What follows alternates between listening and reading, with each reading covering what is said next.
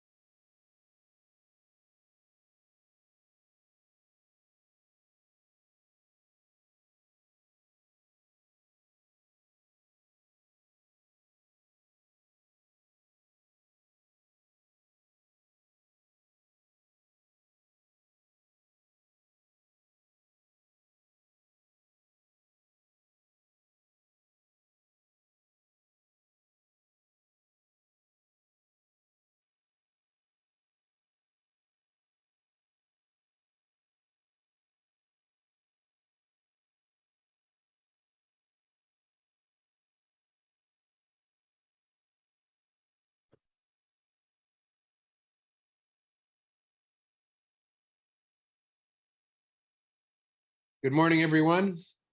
It's 8 a.m. Welcome to the April 12th Corporate Governance Committee. I would like to start, Linda, with the attendance and any announcements. Thank you, Chair Knox. This meeting is being conducted as a virtual and an in-person. Recording in progress. So I will do a roll call of the trustees to confirm attendance. Mr. Knox, I'm here. Good morning. Mr. Santos, Present. Mr. Jones. Thank you. Mrs. Jones, Present. Ms. Sanchez. Mr. Jason Green, David Green, Mr. Green, and Mr. Kelly are absent. Guest speakers include Jeff Higgins, founder and chief executive officer of Human Capital Management Institute, and Dr. Colin Honigsberg, professor of law at Stanford Law School.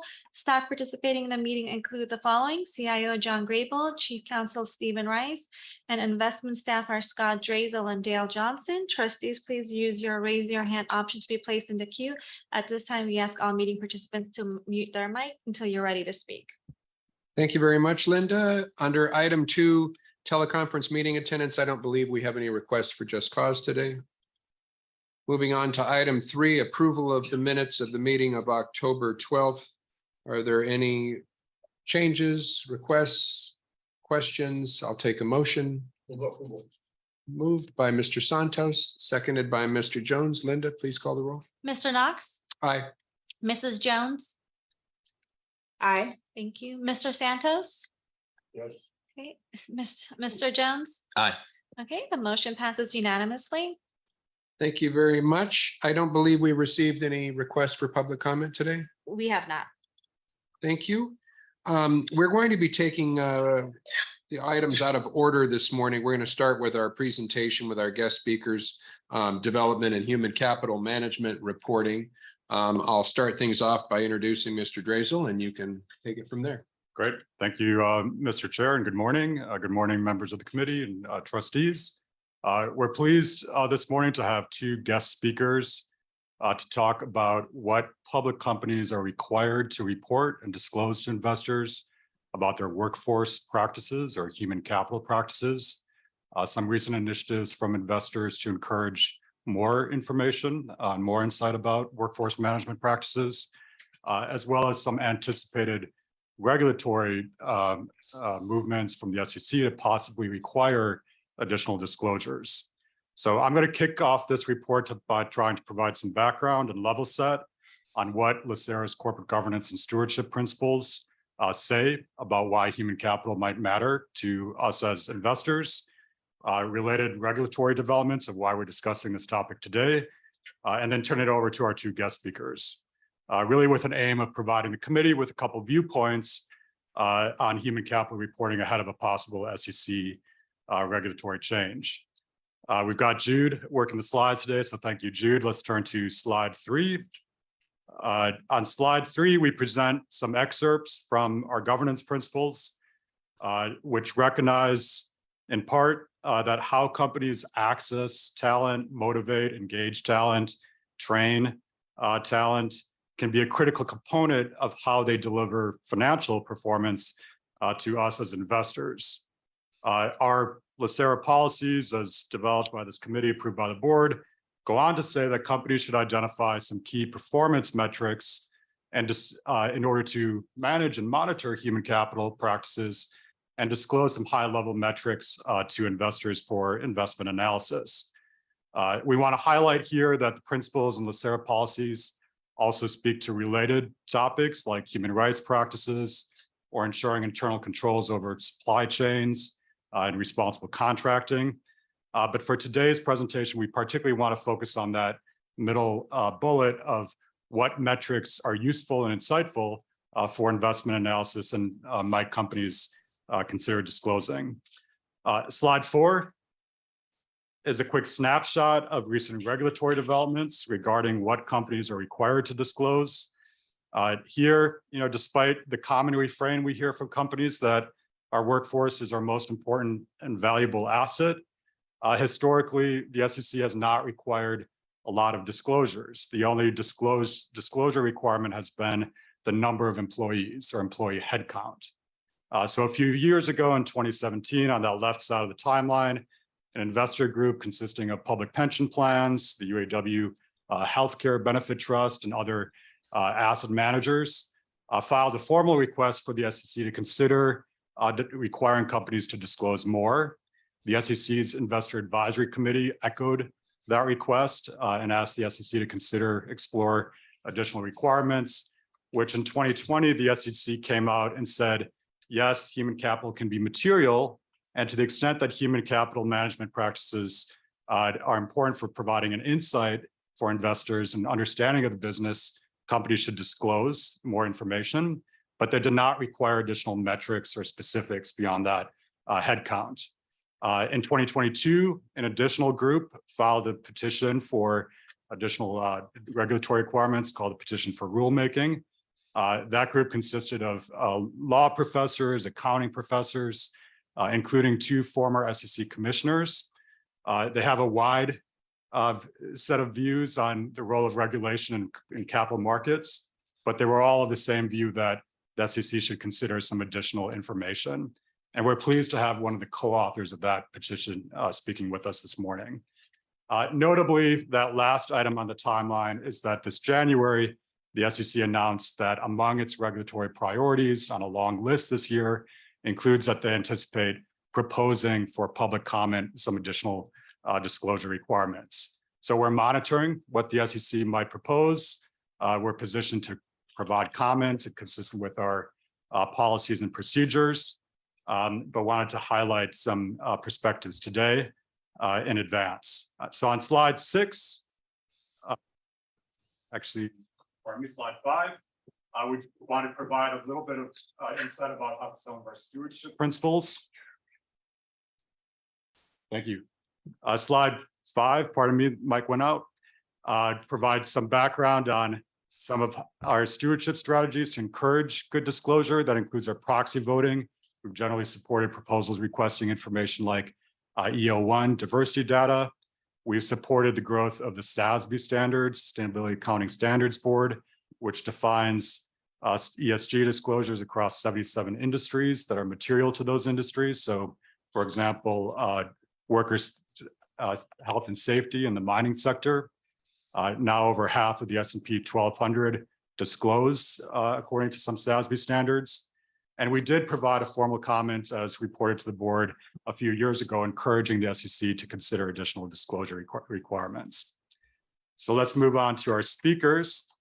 On slide 6, we'll hear from Jeff Higgins and Colleen Honigsberg on why additional reporting might be of use for investors, and what their thoughts are on what metrics could be the SEC should consider.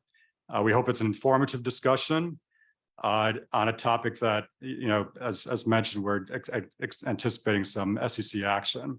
First, we've got Jeff Higgins. Jeff served as a chief financial officer for a number of large companies, as well as the chief human resource officer. Today, he's the CEO and the founder of the Human Capital Management Institute.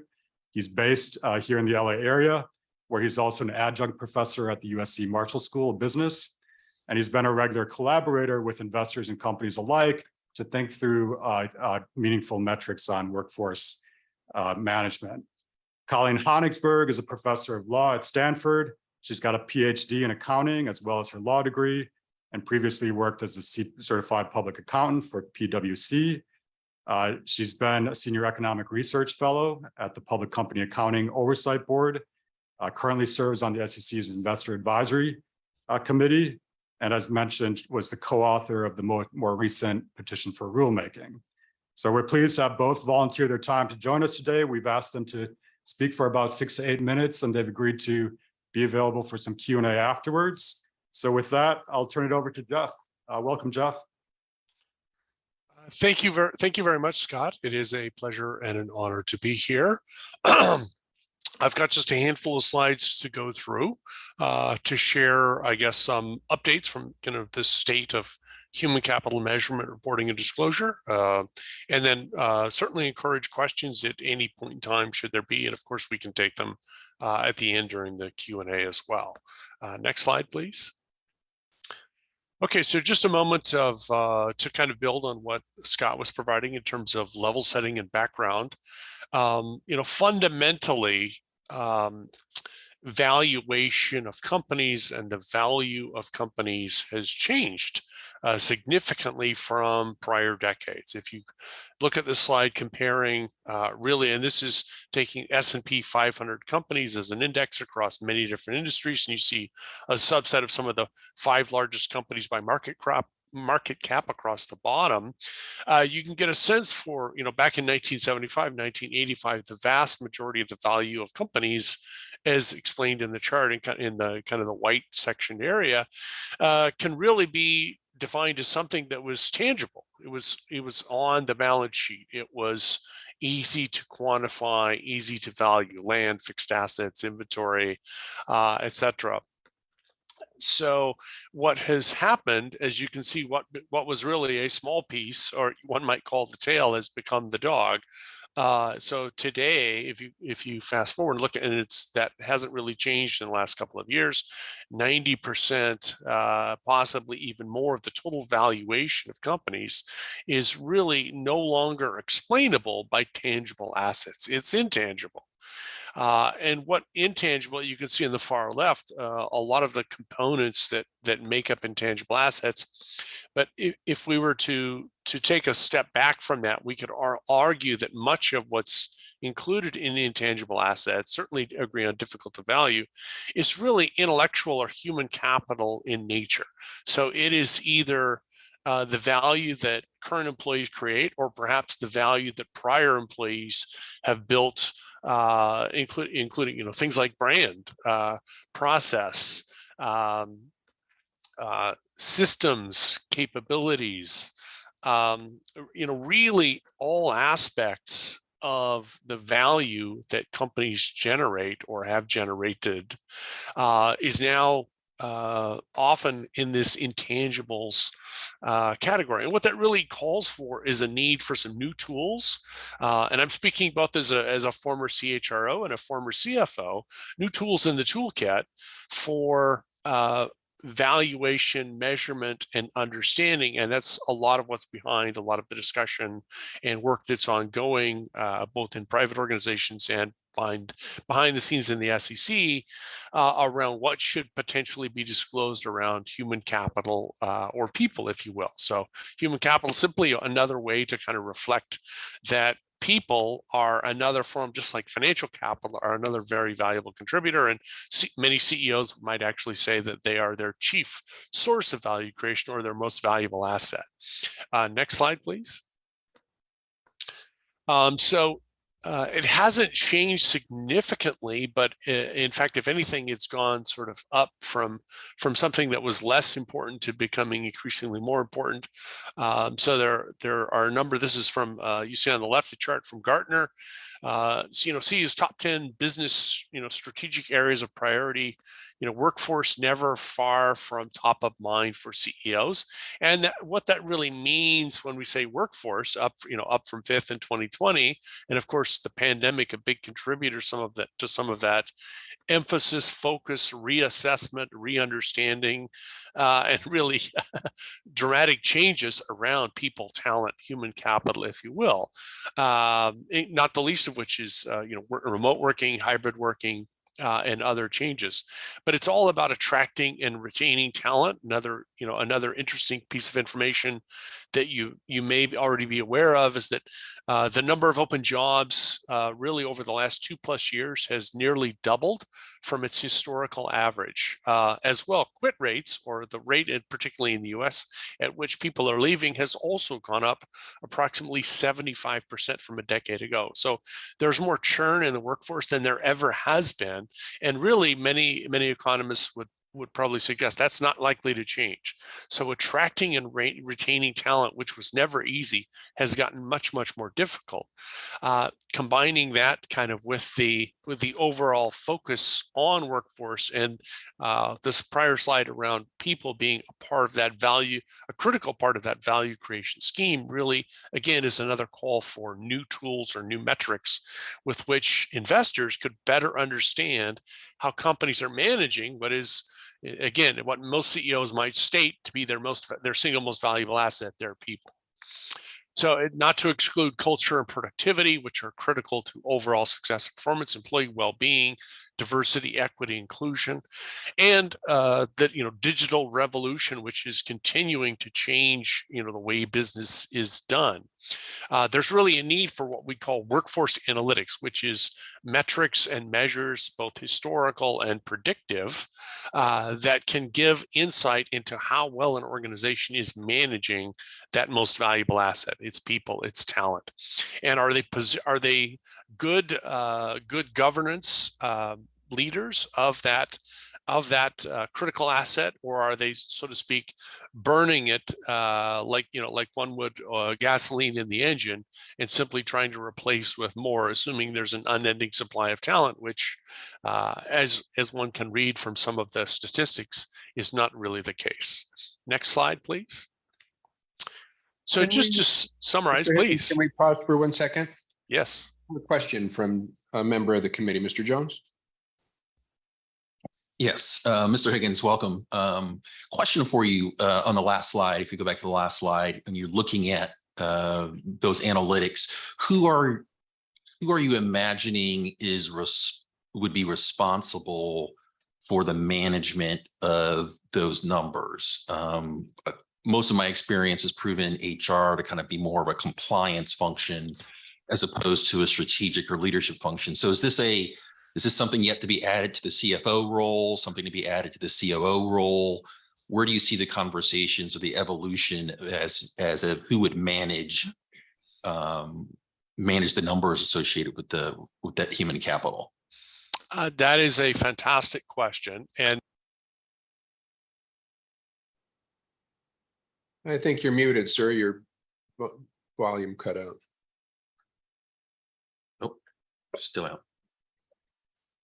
Can you hear me now? Yes, go ahead. Okay, sorry about that. Yeah, great question. It's an unsettled solution at this point. I would say that, and jokingly, I would say when I was a CFO, HR would have been the last place I would have gone to for numbers. So I would have to say that my prior hat in life would completely agree with your assessment. I would also say, in all fairness, that HR has changed. The vast majority of the S&P 500 actually today in HR or working adjacent to HR has what's called dedicated analytics teams.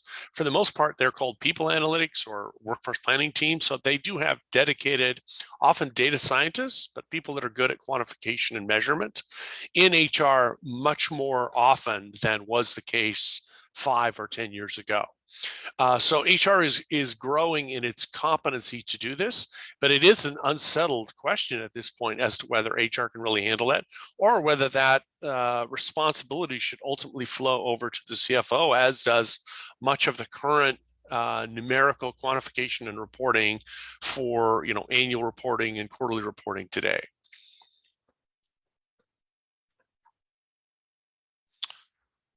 Okay, where's a company's greatest talent risk? So this is an attempt, and so we've gone from kind of a lot of information to just a little bit to try to help focus the conversation.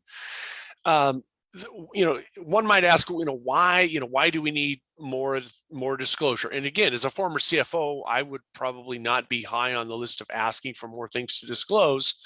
But if on the one hand, the CEO is saying our people are our most valuable asset, on the other hand, virtually nothing is being disclosed about the workforce from large publicly traded companies that absolutely depend on their people for results, seems like a misalignment. Also, many companies today, if you read in their 10K and you read the list of some of the risks that they face, there could be a short list, it could be actually a fairly long list of human capital or talent related risks that are listed in the reporting. However, there's no disclosure or really adequate discussion in the reporting that talks about how those risks are being measured, managed, or mitigated by the organization. So that's I would argue a dramatic mismatch between you can't state a risk to investors to cover yourself for saying, oh, we've disclosed all risks, and then give investors literally nothing about how you're managing and mitigating those risks. And then, simple questions like, where do you get your best talent? Are you building it, buying, or renting it? Most CEOs would with a wink and a nod say, oh, we hire the best, and we also build and invest in our talent. Well, but how much? How do you measure that? And by the way, spoiler alert, I do have a few metrics coming up in just another slide. And so these are very fair questions that frankly, institutional investors like LACERA should be asking. If you say you have the best talent, how do you measure that? What metric are you using, and shouldn't you perhaps be disclosing that to investors?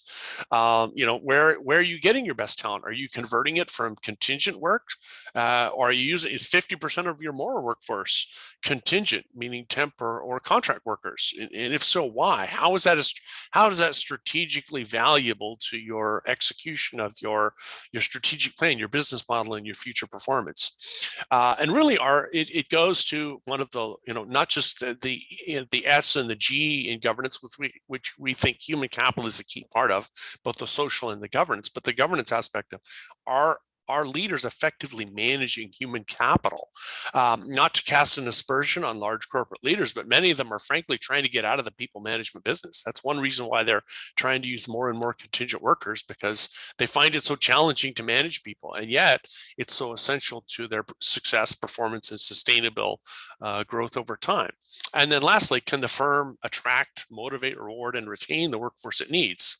And can they do it better? Can they do it better with a bit more investment or even a bit less? And we've actually seen work that shows that it's not so much how much you spend on your workforce that drives performance. It's how efficiently and how surgically you apply that. There are small investments you can make that are going to have a huge outsized reward. So next slide, please.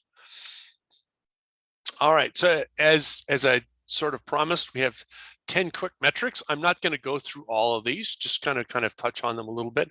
Employee headcount, again, broken down by not just how many you have, but how many by category. And we're not asking for companies to reveal secret sauce about, literally how many IT security professionals they have. No, really just, can you break down between management, sales, operations, STEM type workers, professional staff, operations or service focused, and really administrative support. Just a group of categories. And the EEO1, which is a government required reporting breakdown category, is actually an excellent tool, and more companies are complying and doing that. Unfortunately, most of them are just doing it for diversity reporting. We'd actually like them to do that for their overall headcount and cost. How are they investing? How is their labor cost? And Colleen, I'm sure is going to talk more about that. Total workforce cost, possibly the most critical and important piece.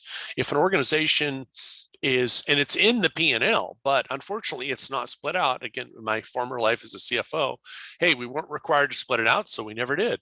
It really is a mismatch because the labor costs can be all over the place in the P&L.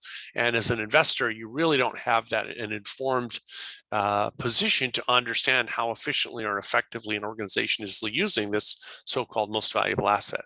I could talk more about that, but I'll try to come back in a moment. Human capital ROI, return on workforce, which by the way uses the workforce cost. It's basically for every dollar you're investing in the workforce, what is the organization getting back? Very benchmarkable and really a great metric. We would argue possibly the most predictive metric we've run into that is indicative and predictive of future returns and efficiency of the organization in turning its labor into value. Of course, employee turnover rate. What is your rate of attrition, or the inverse of that, employee retention rate?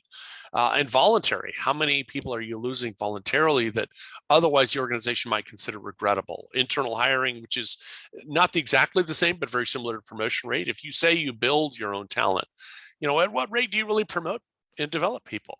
Is it enough? You can argue that's very, very much synonymous with number 9, which is development training. And really the argument, because as a former CFO, I used to cut training budgets because I always knew where I could go to get money. HR couldn't put together a business case to show me how the ROI on training, so I could always get a little bit of money from them when I needed to close the budget gap. Well, I think the question, I was probably doing the wrong thing back then, is the company spending enough to sustain its development and its training? Do they need to reskill, upskill, cross-skill? Or is it just, you're just going to buy the best talent on the open market, which, if anything, is guaranteed to be very expensive?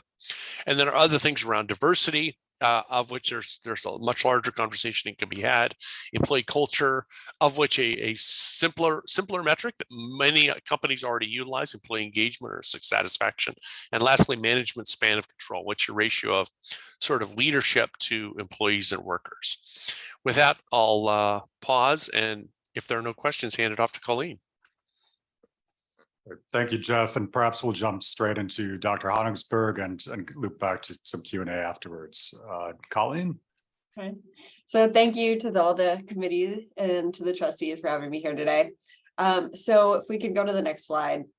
Luckily, actually, Jeff provided such a nice overview that I feel like some of the points I wanted to cover, we have already covered. So that is fantastic. Thank you. But I want to start off by also really highlighting the accounting that I think Jeff touched upon. So under the accounting rules, we've got 3 main financial statements. We have our income statement, our balance sheet, and our statement of cash flows. So the labor costs are not going to be itemed out, as Jeff was mentioning. Instead, on our income statement and our statement of cash flow, they're bundled together with other generalized accounts, like cost of goods sold or selling, general, and administrative. On the balance sheet, well, we're not going to see them there because employees are not considered assets because they can leave the firm. So as a result, the sort of labor costs are very much obscured under traditional financial statements. Only about 15% of US firms actually disclose something as basic as, total labor costs.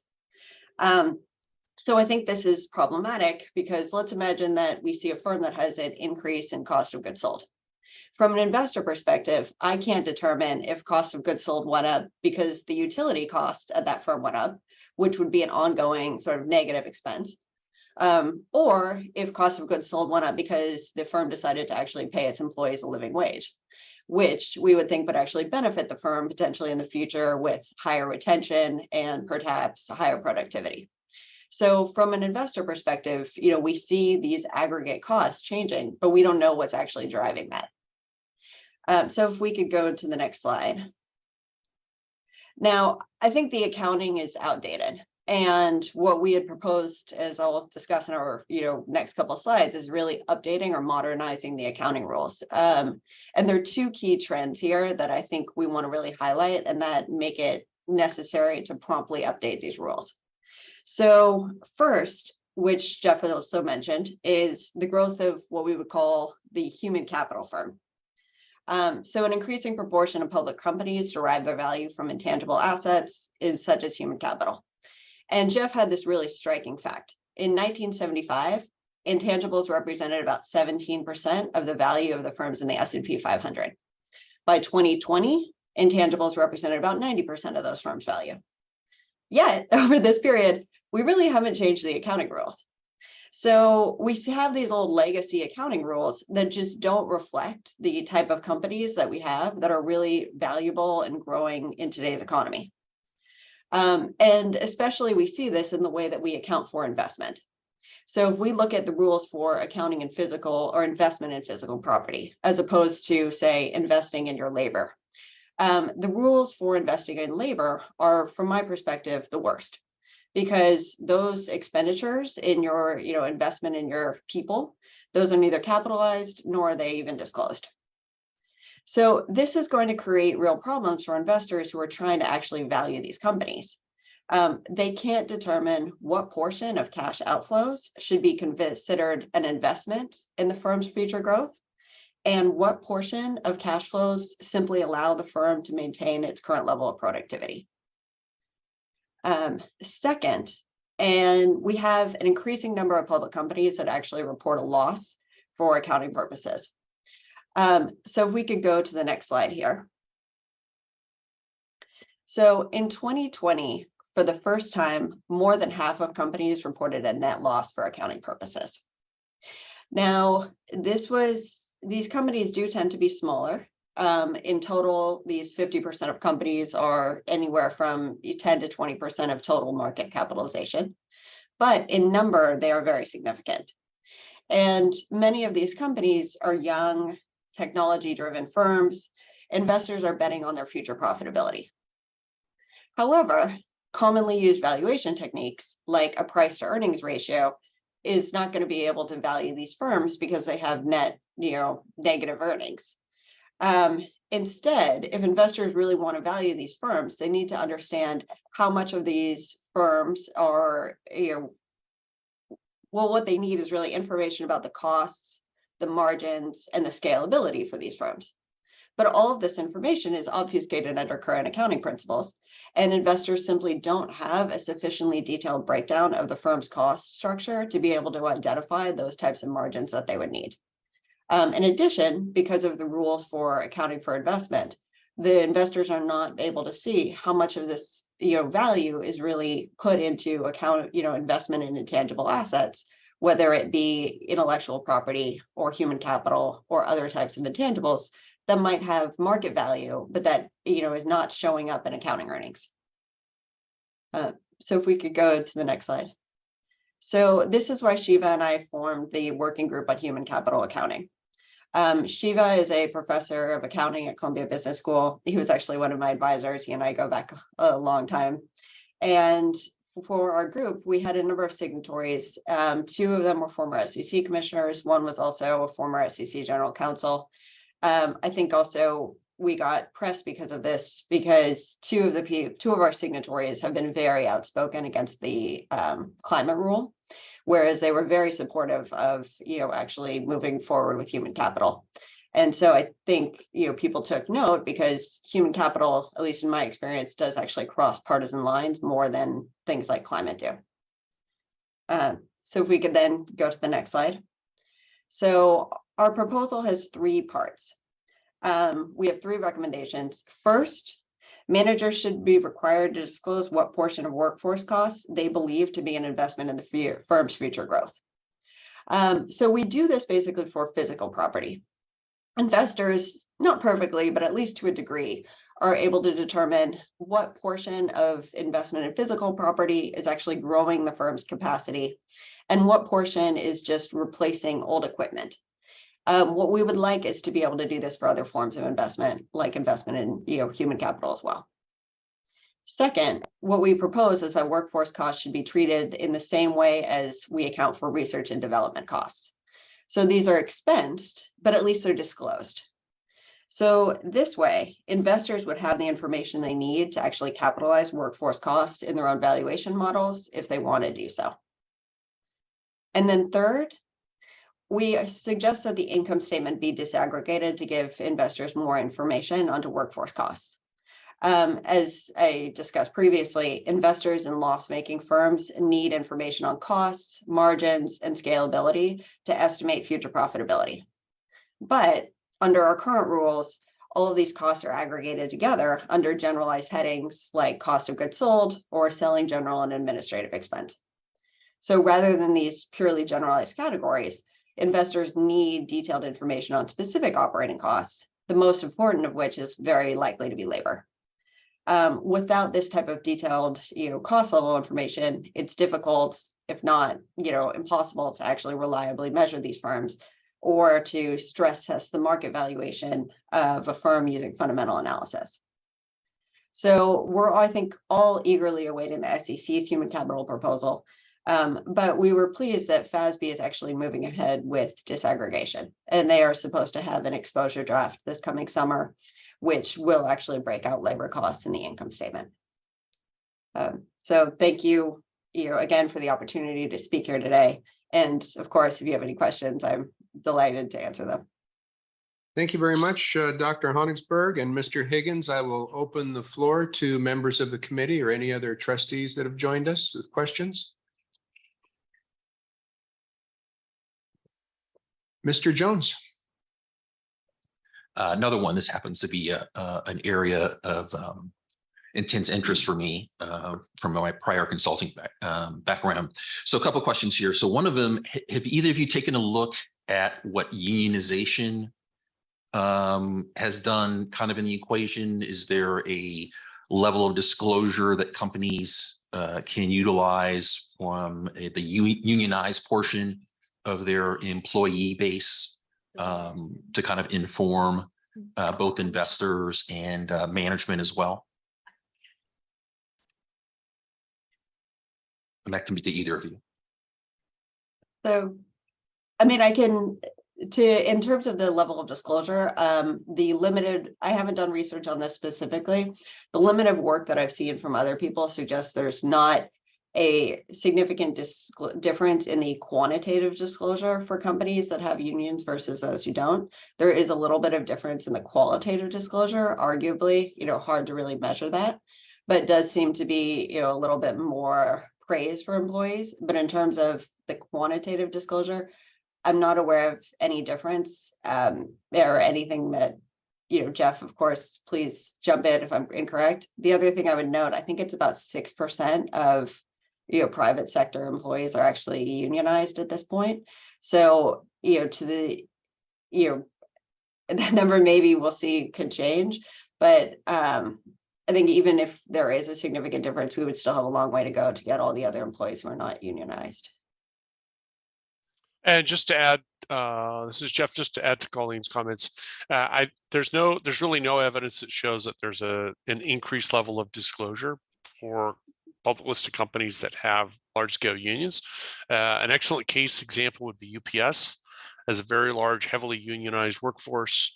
And quite frankly, and I don't mean to offer a negative example, but they've actually just started disclosing less. They used to disclose more back in 2019, 2020. They've actually cut back on a couple of things that they disclose. So I hope that answers the question, but I don't know that there's more information I could give at this time. Yeah.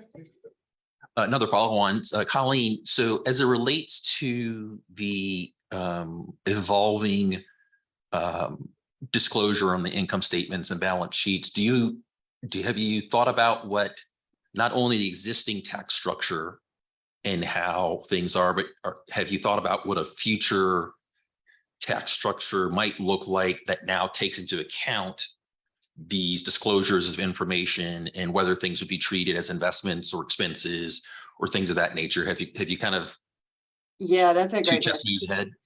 So that's a great question. That's actually what Senator Mark Warner is, where he's going. So he has this great, and I don't know if are aware of all of his comments on this, but he has this great, discussion about how based on current rules, we have more favorable disclosure and favorable tax treatment for a company that actually invests in robots to replace employee jobs, as opposed to just investing in their actual labor.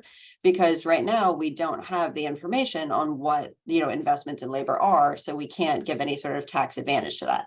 Whereas we do have information on investing in manufacturing products in America, even if those are robots to replace employee jobs. And so we give tax benefits on this. So yes, I think certainly there's interest in Congress about this area, and Mark Warner has been pushing it for years. And so my guess is that if we are able to actually reliably get this information for accounting statements, and we start with financial reporting, that we'll see it leak into taxes, and that you will see an effect on the tax side as well eventually. Thank you. I have Mr. Santos in the queue. Good morning, and thank you for your presentation. So I have two questions. The first question is, how has the Great Resignation impacted this discussion? And the second question is, well, let me hear you first answer to this. Either one. I'm happy to go first. Colleen, please feel free to add. It has, if anything, accelerated the need for company, and it has driven significant changes on the part of companies. So the Great Resignation, and one could argue the corresponding talent war, it's increasingly difficult to get good talent. It's increasingly difficult to retain good talent, regardless of what definition of good talent you use. And that has added a lot of fuel to companies to change. It has probably, from an investor, and this is my opinion more than fact, from an investor standpoint, increased, I think, some of the interest in a greater level of disclosure to see and get some insight into how well companies are, in fact, managing this talent in terms of finding, attracting, valuing, developing, retaining that talent. Okay. The second question, and I get to you in a second.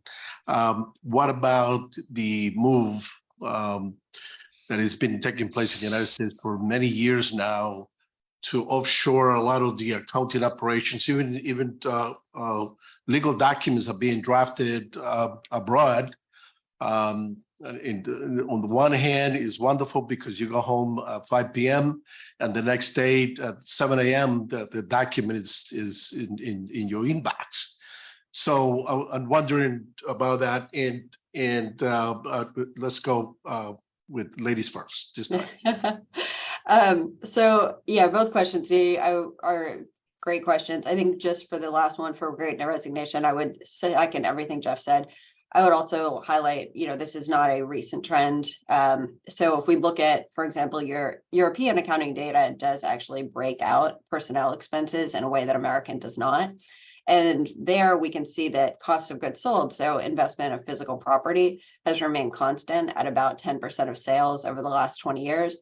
By contrast, investment in employees have more than doubled from about 20% of sales to about 40%.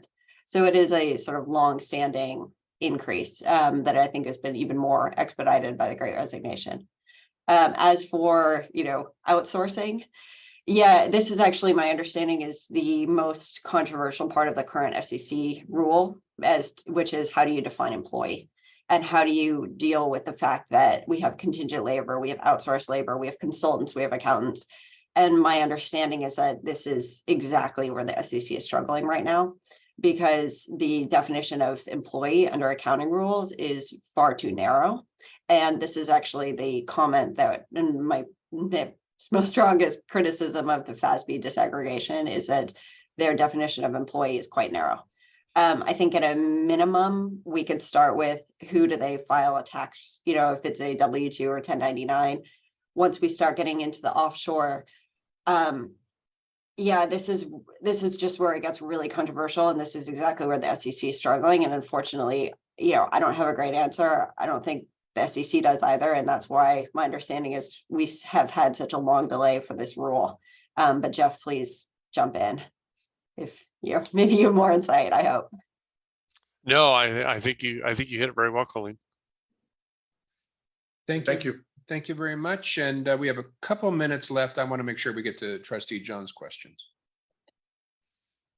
Thank you. I just had, and thank you for the information. It was very insightful. And it's interesting with the graph that you presented, just to see the significant changes that has evolved in the last 10 to 20 years. But I did have a question, and you may have already addressed it in some pieces, but I was just wondering if you've received feedback from some of like the big 6 CPA firms. I mean, what are their thoughts? Because I guess I imagine if we were able to successfully get this type of information as a part of the financials, it now has to become a part of the audit.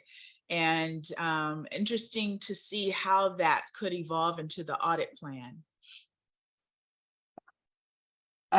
So I've spoken with some of the firms about this, and actually privately, at least 2 of the big 4 have told me that they're supportive of this, and that, so the income statement disaggregation, the FASB's recent proposal, the 4 areas that I've seen so far where they suggest breaking out, such as, labor cost, the way that they define it, it's already subject to audit. So in this area, maybe not everything that is subject to audit is audited. So you might have some sort of increased audit cost, but as long as it's material in scope and something like labor cost is significant enough that I would be very surprised if it's not already actually audited at the vast majority of firms.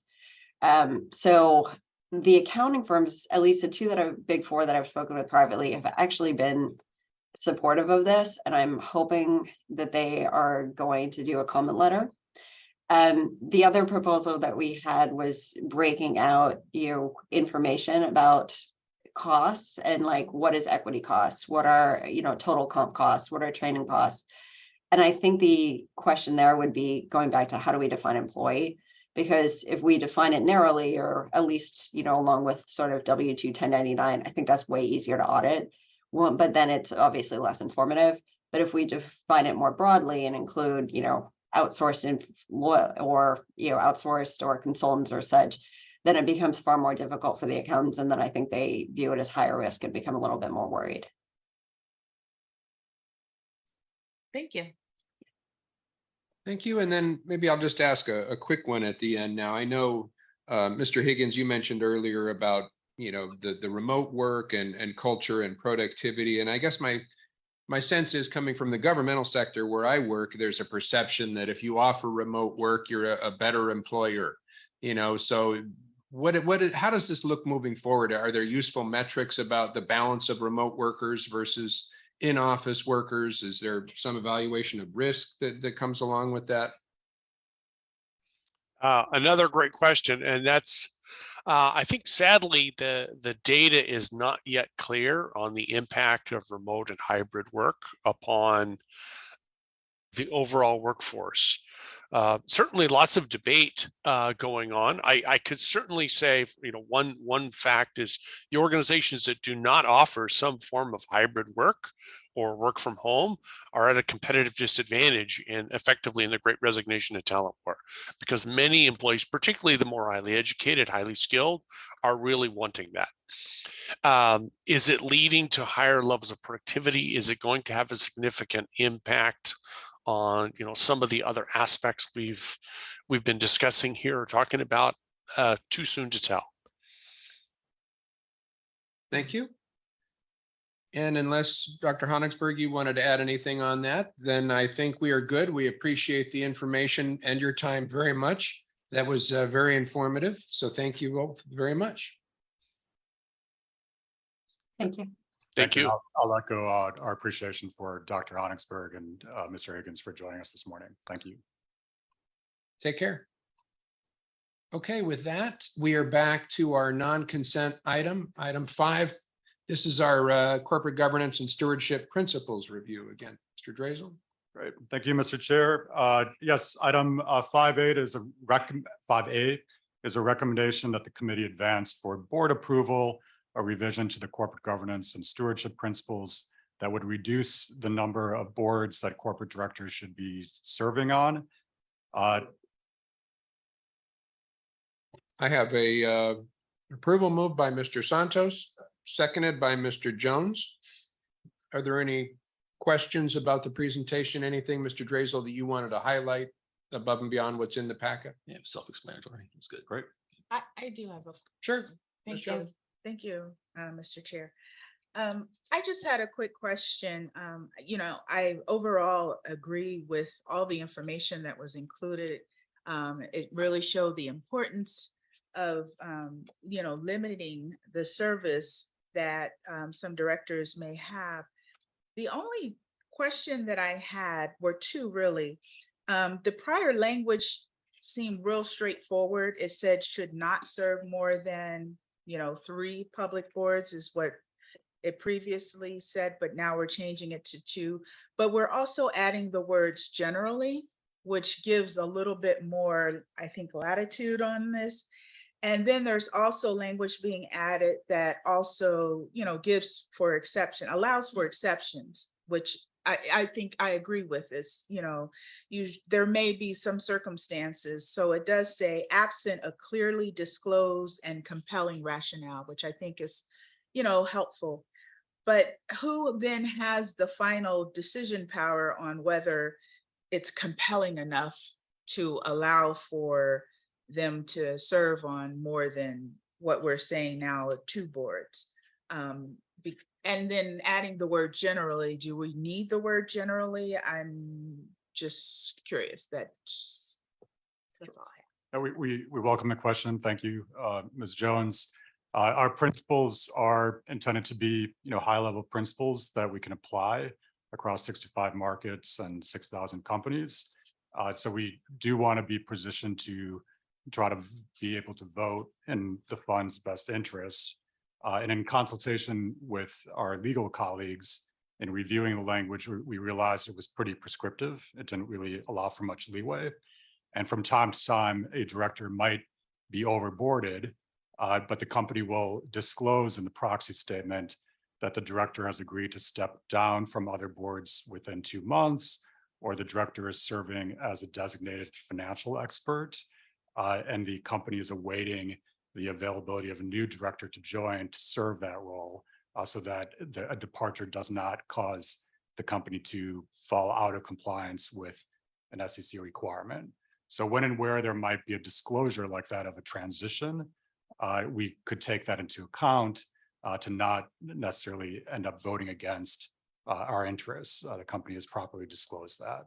So that's the rationale behind some modification in the wording. Yes, I totally understand. I just wondered then who has the power then within this to say that it's acceptable rationale and let's move it forward to present it to the board for approval? Is that the CIO or where? I'm just trying to understand Sure. how we determine whether it moves forward or not. So under the principles policy, the procedures are that the board approves the policy as advanced by the committee. Staff then implements it on the day-to-day.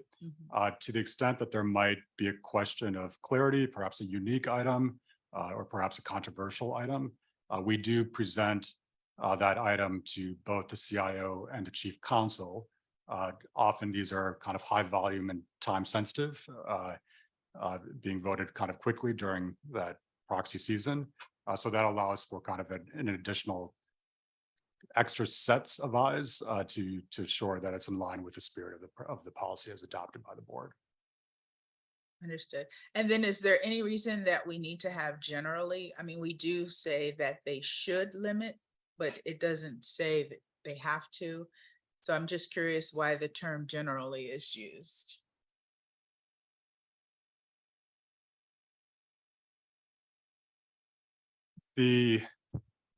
Fair question. The should and generally are maybe kind of redundant in a way. The general guidance is the numeric limit, and depending on what the committee is comfortable with advancing, the operationalization would be similar. The main spirit is to allow for taking into account any disclosure of a change that might be imminent.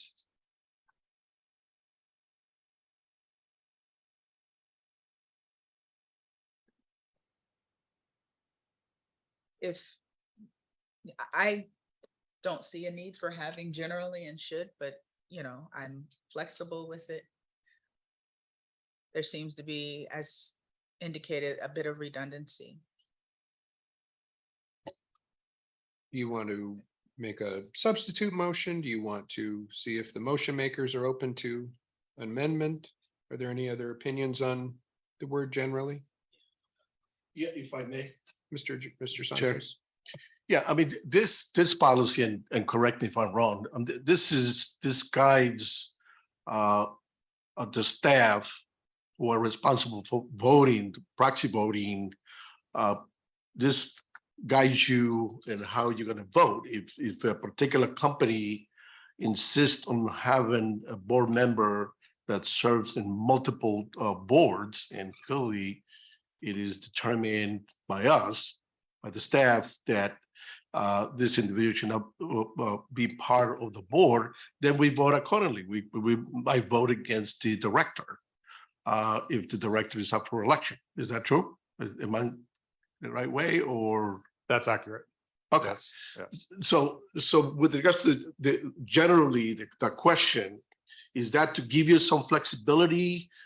Could you discuss that? What's in your mind when you talk about generally in terms of the guidance for you and Mr. Johnson to vote accordingly praxis? Dale, do you want to speak to it? Yeah, I think what we're trying to do is to provide a guide on the number that would be our expectation. And while we do put a hard limit in there, I think we want to be clear about what our expectations are. But if there are any extraneous circumstances on which it may be not in our best interest to vote against that director who might be overboarded because it could be detrimental to the company, I think we want to retain that flexibility. You understand what I'm saying? Absolutely. We have elevated and kind of harmonized the policy in recent years. It includes, application, but then any particularly controversial items are discussed internally, and the full committee gets the report at the end of the season to look at those kind of high-level trend lines. So as we apply this going forward, if approved, we could certainly highlight if there's any issue. But generally speaking, those principles are intended to allow for guidance that helps us avoid voting against our interest if there is a clear disclosure that we should take into account. Okay. Okay. Thank you, Mr. Santos. Any other questions, comments from the committee? With that, we have a motion and a second to forward this to the Board of Investments. Linda, please call the roll. Mr. Knox, Aye. Mrs. Jones, I'm question. So was the motion amended, or is it as? It's as stated by Mr. Santos and seconded by Mr. Jones, with generally in the language. Okay, so no. Mr. Santos, Yes. Mr. Jones. Yes. Okay, the motion passes. Thank you very much. We are on to item 7, which is items for staff review. I don't think we have any, do we, Linda? We do not. Any items for future agenda from trustees, members of the committee? We do not. Thank you. Good of the order. In the interest of time, I'll just open it up briefly if anybody has anything for the good of the group. Thank you very much. Before I take a motion for adjournment, Madam Chair, what time would you like to start? Let's go ahead and take 10 minutes in between. So at 7 after. Thank you very much. I will take a motion to adjourn. So move. So moved.